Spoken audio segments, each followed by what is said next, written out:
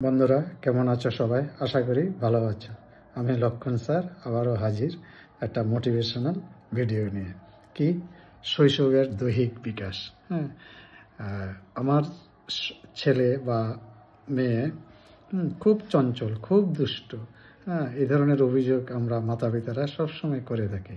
কিন্তু আমরা জানি কি, প্রত্যেকটা বয়সের একটা নির্দিষ্ট বিকাশ বা চাহিদা থাকে। এখন শৈশবটা কি?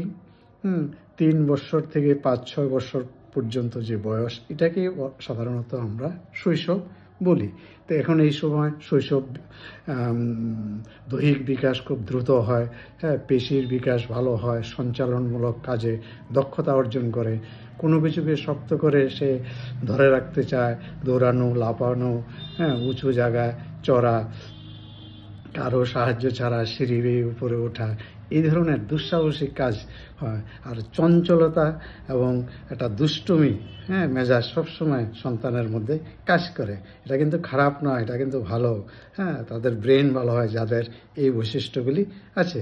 তাই এই সময় সন্তানকে ভালো খাবার দাবার দিতে হবে এবং এইসব কাজ যখন করে একটু পরিবারের লোকজন, মাতা পিতারা সবাই মিলে একটু নজর রাখতে হবে যাতে কোনো দুর্ঘটনা না পড়ে।